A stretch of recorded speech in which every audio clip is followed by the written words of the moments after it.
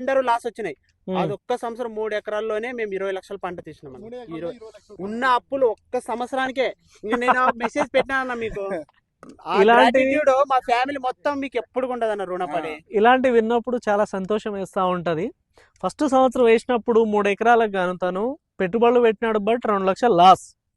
ఆ తర్వాత మళ్ళా నెక్స్ట్ ఇయర్ నుంచి ఏదైతే ఎంబీ రైతు నేస్తం అనే యూట్యూబ్ ఛానల్ ఉందో ఫాలో అవుతా మందులు స్ప్రే చేస్తా ఉంటే తనకు వచ్చిన ఇన్కమ్ ఎంత బ్రదర్?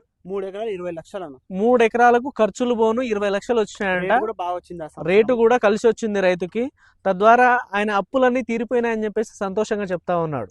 మీకు కూడా వీడియో పెట్టినా అన్న, మొత్తం పొలంది అంతా పెట్టినాను. ఉమ్. ఇంకా పోయిన సంవత్సరం మా ఫ్యామిలీస్ మొత్తం మీ వీడియో ఎవరైతే ఫాలో అయ్యి మీరు చెప్పినట్టు ఇవి అనే కాదనా, మీరు కరెక్ట్ చెప్తారు కదా ఏ స్టేజ్ కి ఏ మందు కొట్టాలా ఏదనేది, అది వేసేది మొత్తం మా వాళ్ళు మినిమం 25 అన్న. ఇప్పుడు సీజన్ 2043 అంటే ఎవరు రావు.